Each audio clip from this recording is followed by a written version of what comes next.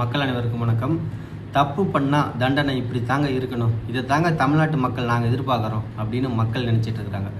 உத்தரப்பிரதேச மாநிலத்தில் ஒரு குறிப்பிட்ட மதத்தை சார்ந்த 5 பசங்க இன்னொரு மதத்தை சார்ந்த ஒரு பையனை கூட்டிகிட்டு போயிட்டு வலுக்கட்டாயப்படுத்தி அந்த பையனை கொன்னும் போட்டிருக்காங்க. அதுக்கு உத்தரப்பிரதேச போலீஸ் ரியாக்ட் பண்ணுறாங்க.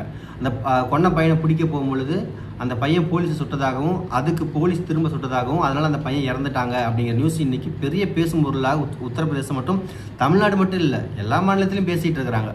இது ஒரு மெயின் ரீசன் என்ன? தப்பு பண்ணால் அது எந்த மதத்தை சார்ந்தவனாக இருந்தாலும் சரிங்க, யாராக இருந்தாலும் சரிங்க, தப்பு பண்ணால் தண்டனை கண்டிப்பாக கொடுக்கணும் அப்படிங்கிறதுக்கான முன் உதாரணம் தான் இந்த உத்தரப்பிரதேச சம்பவம். நம்ம தமிழ்நாட்டில் என்ன நடக்குது? இப்போது கோயம்பேட்டில் ஒரு ப்ரைவேட் பாரில் நடந்த சம்பவம் முடிஞ்சு 2 பொண்ணுங்க வீட்டுக்கு போகும்பொழுது ஒரு கட்சி கொடியோட வந்த கார் அவங்கள இடித்து அதில் ஒரு பொண்ணு இறந்து போய் இன்னொரு பொண்ணு ரொம்ப சீரியஸாக இருந்து அந்த இடித்த நபர் அவருக்கு என்ன தண்டனை அப்படிங்கிறதான ரிசல்ட்லாம் இன்னும் வரல. அவர் பிடிச்சமா பிடிக்கலையா அப்படிங்கிற ரிசல்ட்லாம் இன்னும் வரல. அப்படி தான் நம்ம தமிழ்நாடு போயிட்டுருக்கு.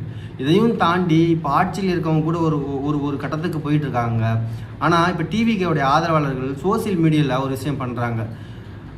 டிவிகே ஆட்சியில் விராட் வெற்றி பெற்றார், விராட் அணி வெற்றி பெற்றார், அதாவது ஆர்சிபி ஜெயிச்சிருச்சு அப்படின்னு. நீங்கள் டிவிகேவுடைய ஆதரவாளர், அதனால் எவ்வளோ வேணால் சப்போர்ட் பண்ணி பேசுங்க, அது தப்பே கிடையாது. ஆனால் தயவு செஞ்சு இந்த மாதிரி நியூஸை பரப்பி தமிழ்நாட்டில் டிவிகேவை ரொம்ப ரொம்ப மோசமான நிலைமைக்கு தள்ளாதீங்க. மீண்டும் சந்திப்போம்.